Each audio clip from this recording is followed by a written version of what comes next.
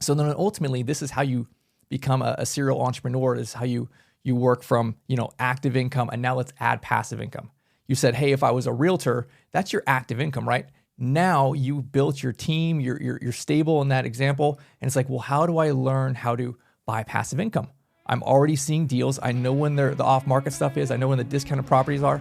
How do I learn this new opportunity of creating cash flow, of building wealth? And I think I would look at it from that perspective.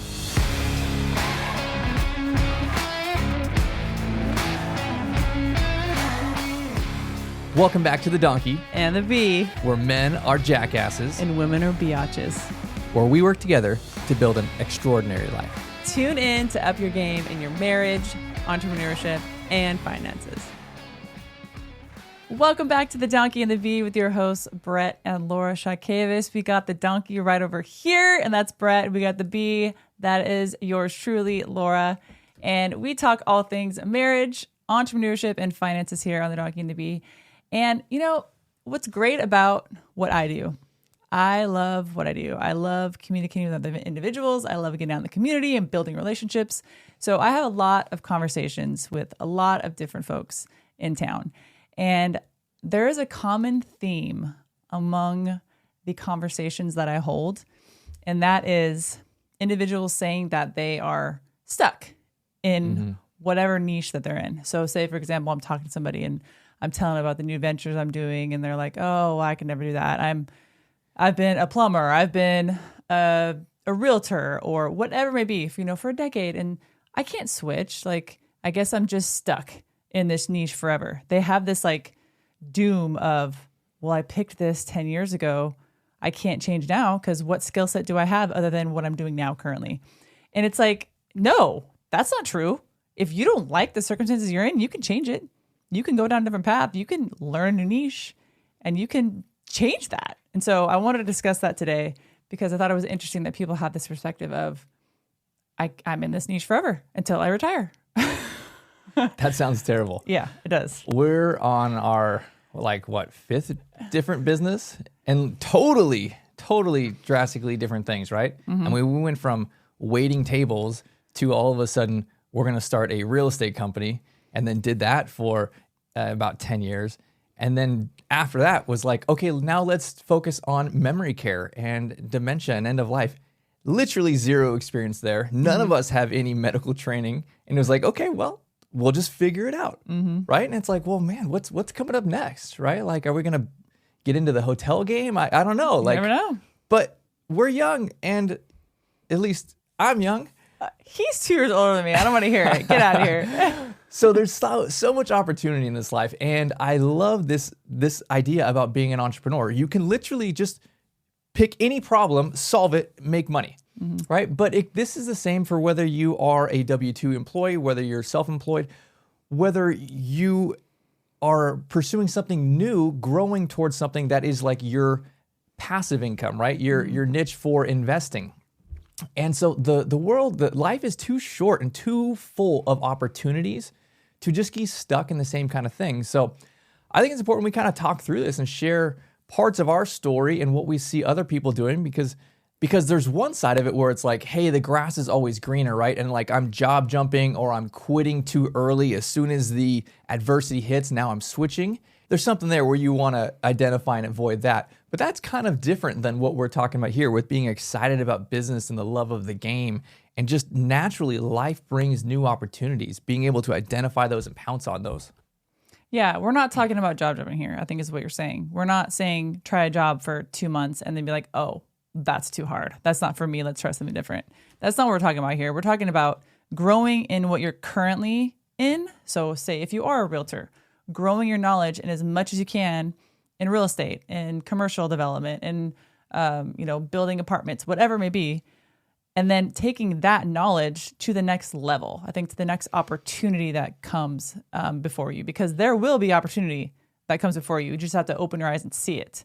And so we're not talking about job jumping. I want to make that clear because that's what happens a lot in our culture nowadays, because they're not quote unquote happy in that job. So they'll just keep jumping and jumping, but there's no happiness inside.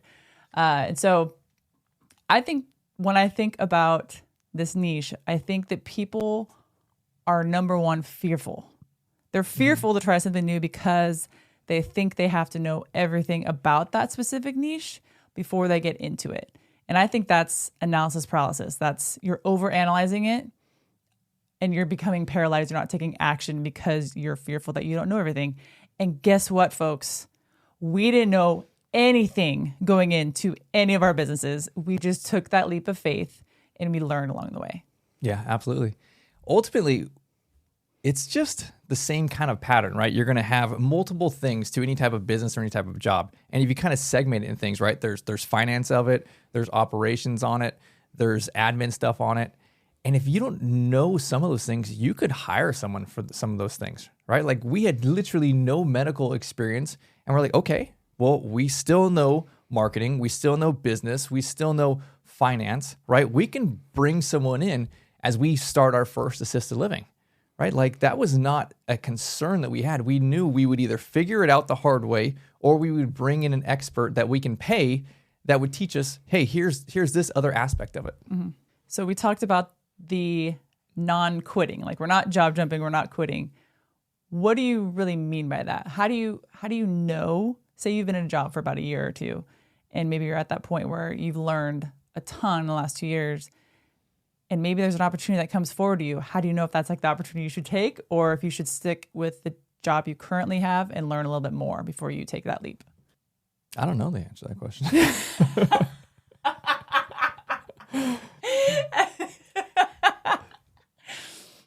That's a hard one, right? Like, is it following your gut or is it following your heart? Or, I mean, I honestly think if an opportunity comes your way and it's a step above what you're doing, I think you take it.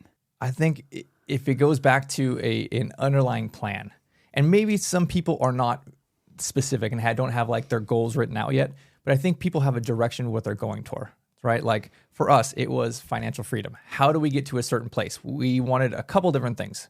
Before we started our own business, we wanted to not have a boss. We wanted to have time freedom. We wanted to travel. We wanted to be able to maybe work from home, spend time with our kids. So when opportunities like that come up on the active side of our businesses, or whether it's a job or not, you know whether it's in line with where you're trying to get to, right? So I would say sometimes there's opportunities that go when they grow you towards where you're heading towards. So then I would highly consider that. Most of the time, there's just a bunch of different distractions out there.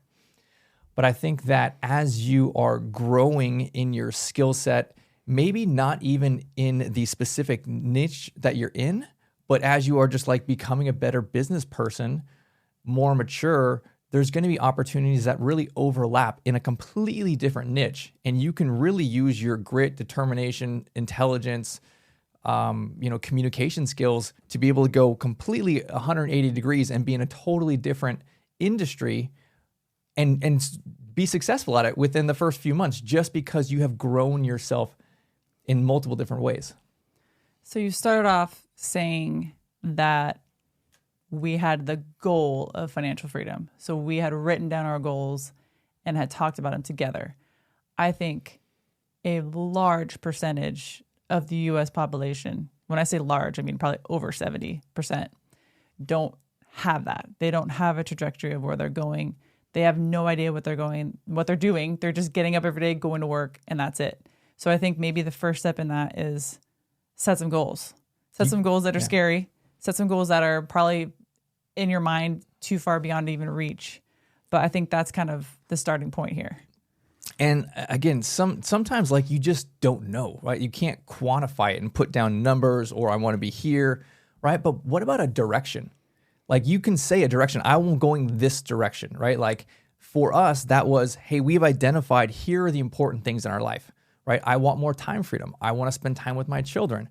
I am less concerned about having a Ferrari than I am about being able to take my kids to school and pick them up every single day, right? Like that is what I want. So perhaps even just simplify some of these things and say, okay, I'm going that way, right? What are some of the things that will help me go that way? And I think this is important to kind of distinguish. This is on my active income side, right? My W-2 job, my active business. This is what I'm doing, trading my time for money. which is different than the other side of this, the passive income side. How am I investing? How am I learning to invest? All those kind of things. So let's talk about this other side of it, the passive investing. How are you building wealth, creating a plan towards financial freedom through purchasing some type of assets? And before you do that, right, like learning a niche, getting into it, exploring those kind of things. And as we did that, our whole niche here is investing. We invest in real estate. We've jumped through several different niches as we're trying to figure it out.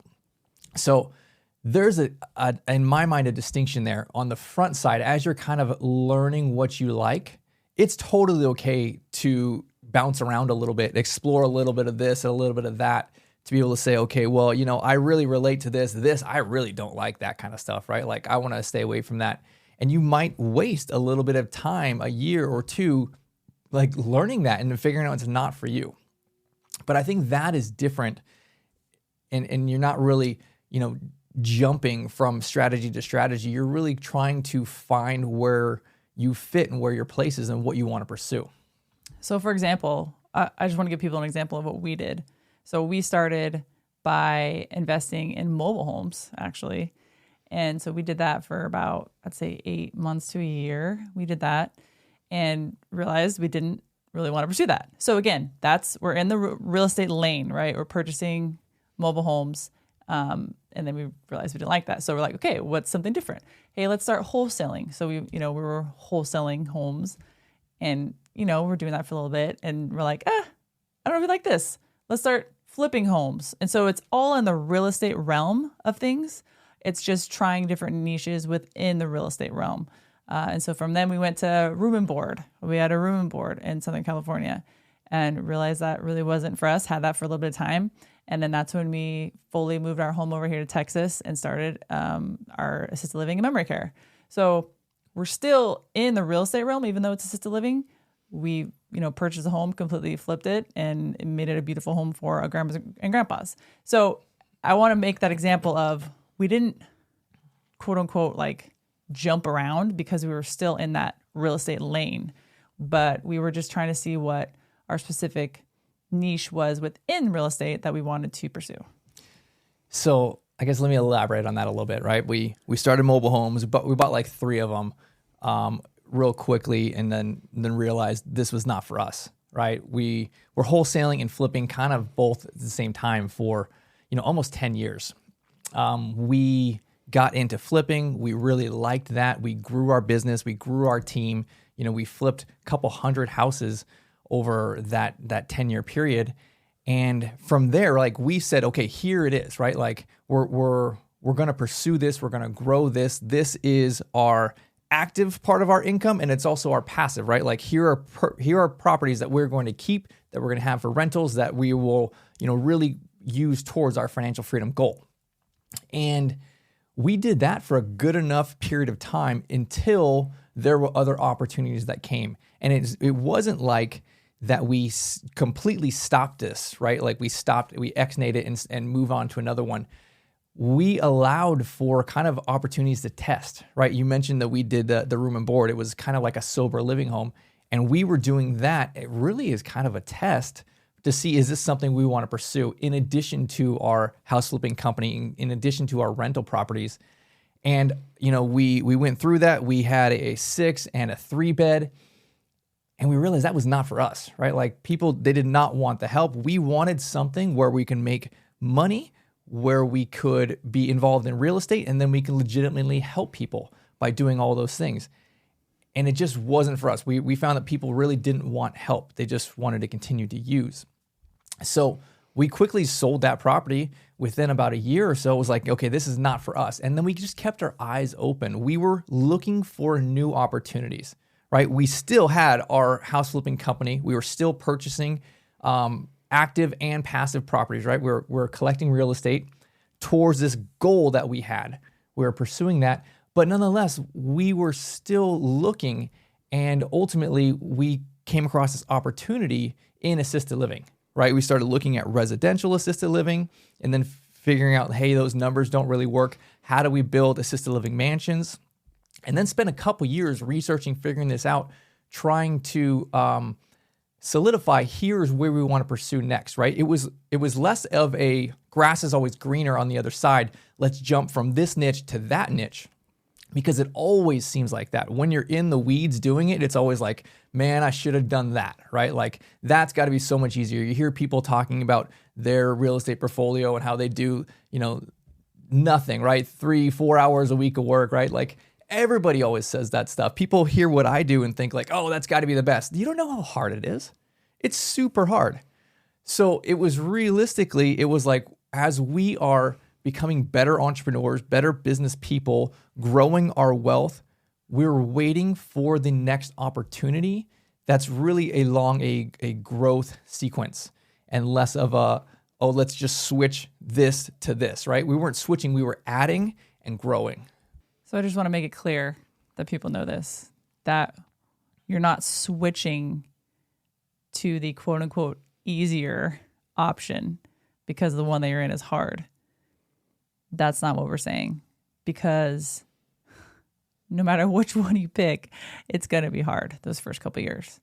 So every niche that we were in, it was hard because there's that learning curve, that first, 1 to 6 months of actually diving in and educating yourself on that niche. And so it's not going to be easy, and that people should understand that it's not going to be easy, but that isn't an excuse to just throw the towel and move on to the next niche.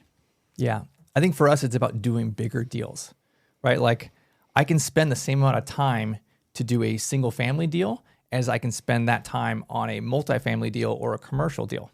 Mm-hmm. And as we grew and had more experience, had more knowledge on how to put deals together, how to raise money, how to do bigger deals, it's like, well, I can trade this same amount of time and I can continue doing these things. Like, for example, we're in a place now where we pass up a lot of deals that we would have purchased 5 years ago, right? A lot of single family flips and rental properties, they're great deals, right? Like people would line up and say, I want that, I want to do that. And we pass on them every few weeks because it is not worth our time anymore, right? Like our time can now be traded for bigger deals, right? How do I do 1 or 2 really big deals a year instead of, a dozen or 2 dozen smaller deals a year?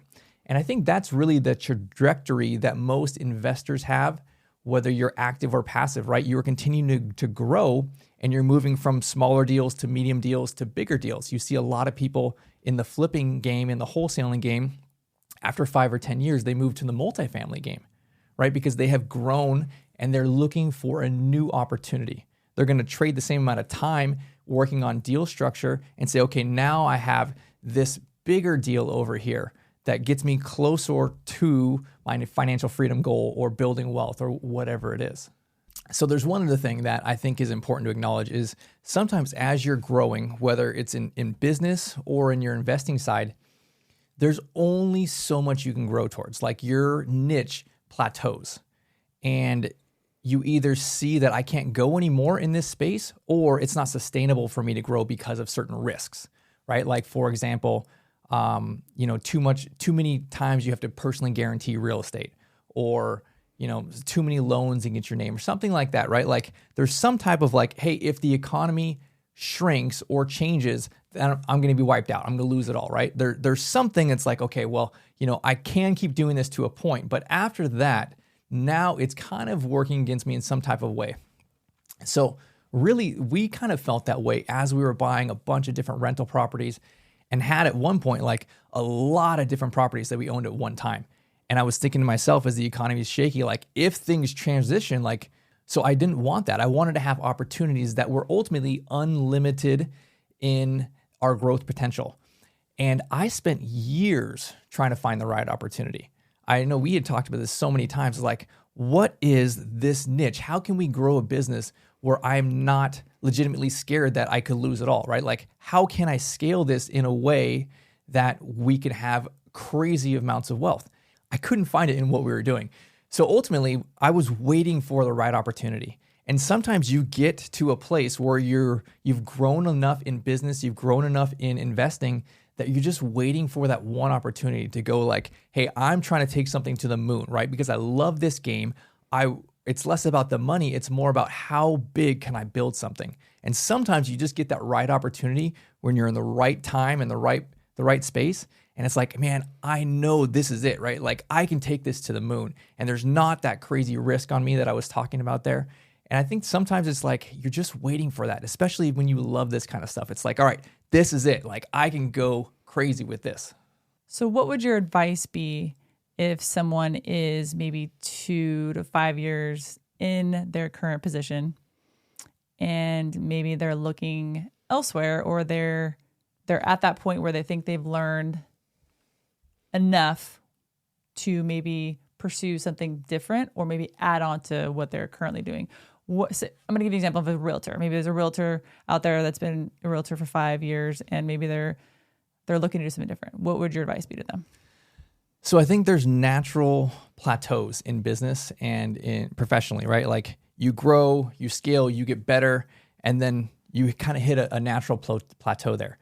I think there's going to be times as you are growing to not stop your growth pattern. It's not the time to switch, right? If you're hustling and you're getting great traction and you're continuing year after year to make more sales, make more income, then I don't think you switch at that point, right? That's kind of a distraction.